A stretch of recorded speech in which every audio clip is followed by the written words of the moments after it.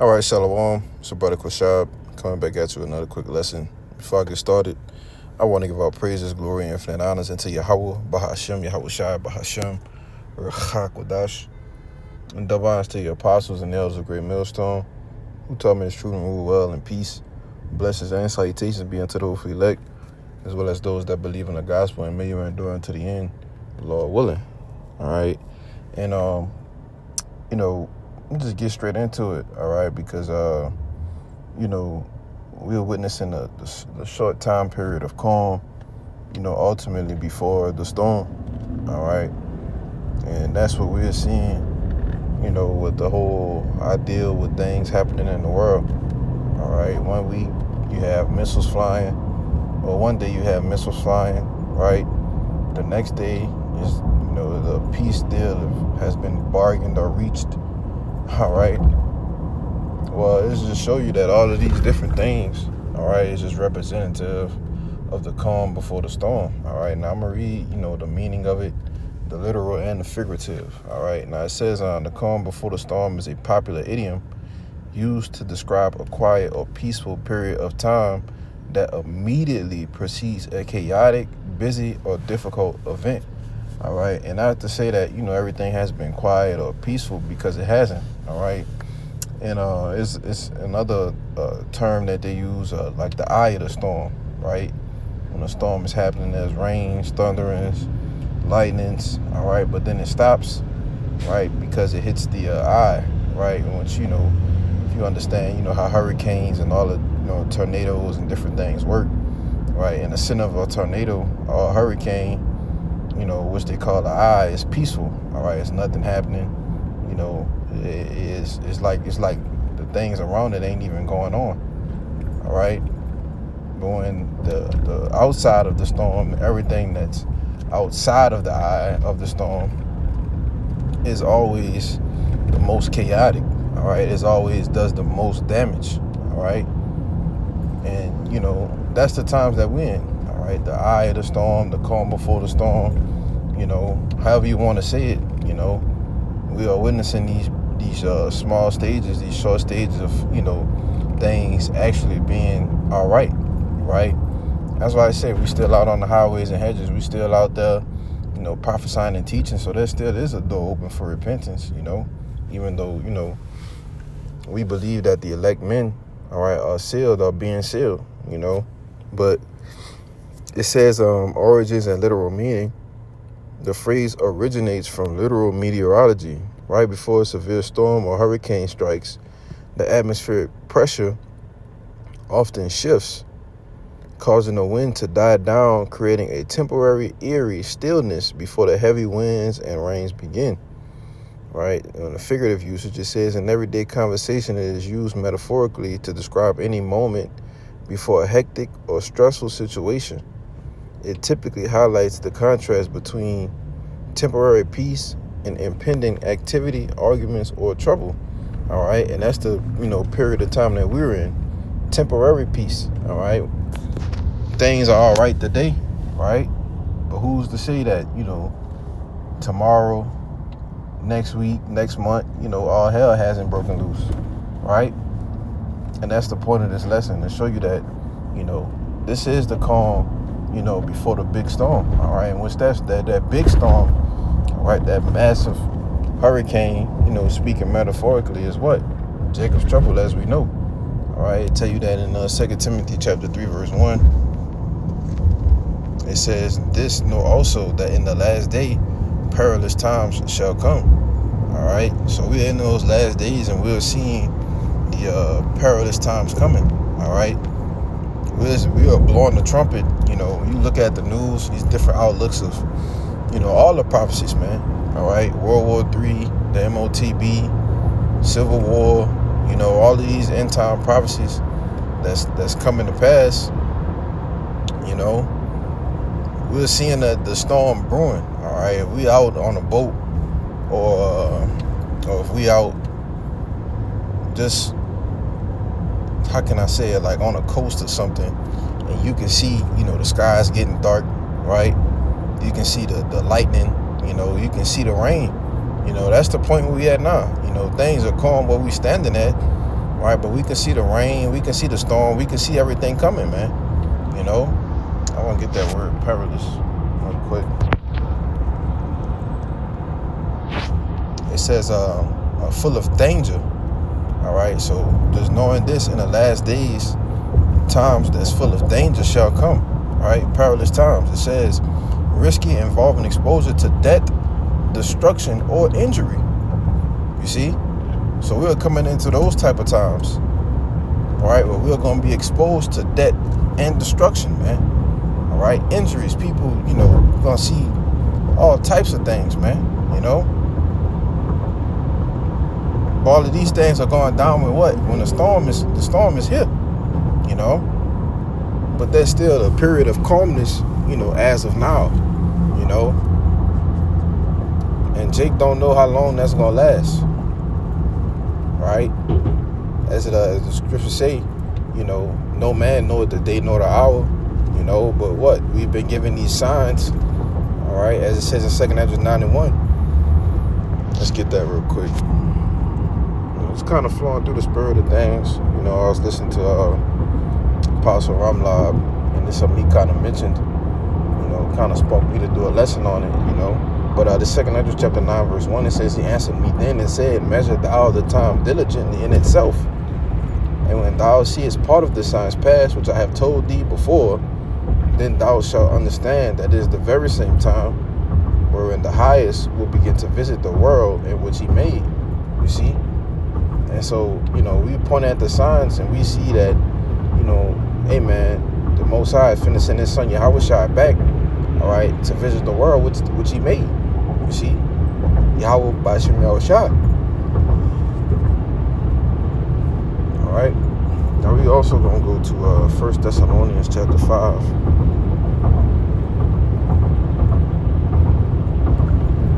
And verse 3. Well, I'll start at 2. It says, I'll start at 1. It says, but of the times and the seasons, brethren, ye have no need that I write unto you.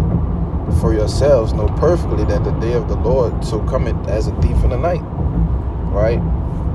Verse 3 is the point. It says, for when they shall say peace and safety. Right? There's you know, it's sunny outside right now. You know, ain't no storm coming. You know, that's them saying peace and safety. Or everything gonna be all right. We negotiate another peace deal with Iran. You know, everything's gonna be smooth. But then the next day, you have Russia lead a drone strike on Romania, which is a NATO country. You see? But, you know, every other day they're preaching to you peace and safety, or everything's cool, everything's all right, you know? It says, and then sudden destruction cometh upon them, all right? That storm, you know? The storm is here. It ain't calm no more, all right? It ain't in the eye of it, you know? It's here, right? And that's what's going to happen, you know, when people don't see the storm coming, right? And I want to get that parable in Matthew 2, Lord willing, I don't forget, you know. I think it's in Mark.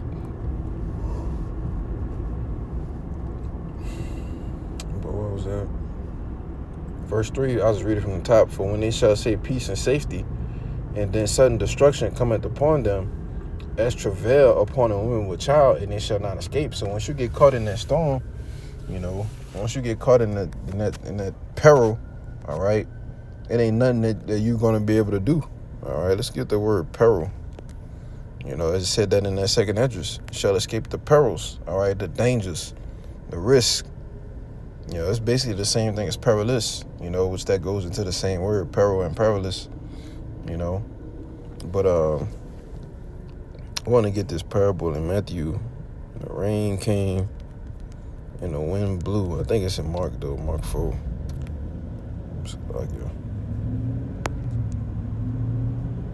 Oh, it is Matthew 7.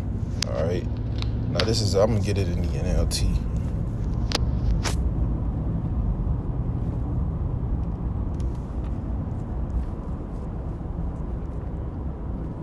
All right. So, this is Matthew 7:24. It says, therefore, whoever heareth these sayings of mine and doeth them, I will liken him unto a wise man, which built his house upon a rock, right? Which goes into the the foundation, basically. All right.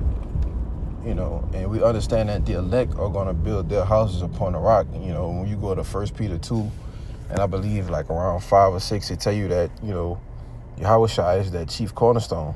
All right. He's the rock. All right. In which we build we establish our faith. All right. In this truth, in this ministry. He is the foundation. You see? So that's that rock, man. It's Yahushua, right? It says, verse 25, and the rain descended, and the floods came, and the winds blew and beat upon that house, and it fell not, for it was founded upon a rock. You see, so the storm came, And if you could receive it, through the metaphors and these different things, Lord willing, it's edifying, all right? But I don't mean to keep, switching back and forth, speaking in parables and different things, But it says, and the rain descended, that storm, and the floods came, right? So, down here in New Orleans, every time it rains, it's damn near flood, all right? So if you don't have flood insurance on your house, you don't have a lifted house, it's very well a possibility that, your house can flood, your car can flood, whatever it may be, right? Saying all that to say what? When you don't have a solid foundation or a solid plan, all right, that's centered around Yahushua and it's true, then, when the storm and these different things happen and when these things come, it's going to be nothing to keep you afloat or save you in that day, man. Nothing to be rooted and built in, you see? So it says, verse 25, and the rain descended, and the floods came, and the winds blew, and beat upon that house, and it fell not, for it was founded upon a rock. You see, that foundation was firm, it was solid, you see? So, whether it was the calm, so like it was the storm, that came, all right, or whether it was the rest of the storm after the eye visited, right?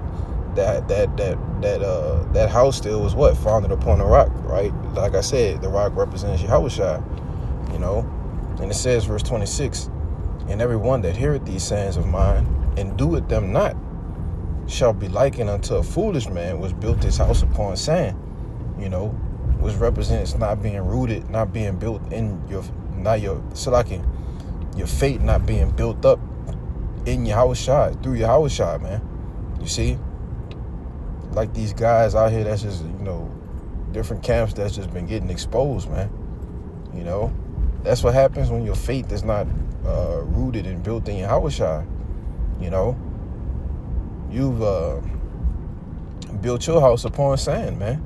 And if, for brothers that understand it, building your foundation on sand is like building your house on nothing, man. All right? Because sand shifts, it moves, it's not solid, nothing can't bind it together,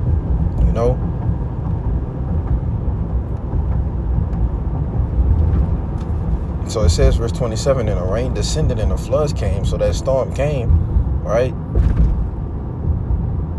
And the winds blew and beat upon that house, and it fell.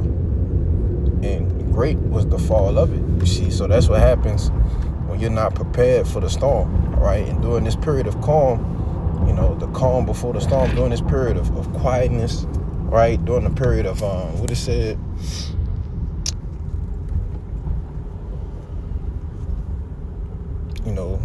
any quiet moment before a hectic or stressful situation. So, like this grace period, all right, this time of liberty that we have, if you're not doing your best, putting your best foot forward, ultimately to, ensure that you have the best opportunity at salvation, doing the work, doing the will of Yahweh Shema Shai, sincerity and truth, then, this is going to be you.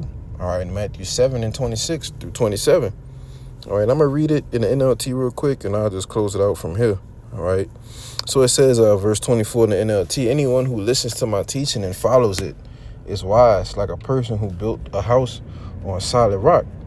Through the rain comes in torrents, and the flood waters rise, and the winds beat against that house. It won't collapse because it is built upon bedrock. But anyone who hears my teaching and doesn't obey it is foolish, like a person who builds a house on sand. When the rains come, it's like when the rains and floods come, and the winds beat against that house, it will collapse with a mighty crash. And that's what's going to happen to a lot of you guys who's not firmly rooted in Yahushua, all right, who don't see the storm coming and hasn't prepared themselves accordingly during the times of, it being quiet now, it being calm now, not preparing your minds for the danger, all right, for the perils, all right, the said perils, man, Let me end it off in that 2nd Esdras 9, all right, because, we are going to be the ones, Lord willing, I don't write this out here, that number that escape the perils, man, all right. Now, it says on 2nd Esdras chapter 9, verse 7, it says, and everyone that shall be saved and shall be able to escape by his works and by faith whereby ye have believed shall be preserved from the said perils. All right, let's get that word preserved. All right.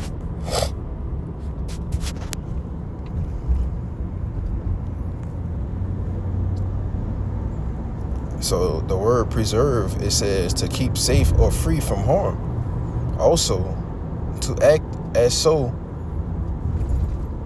as to ensure that something does not occur. All right.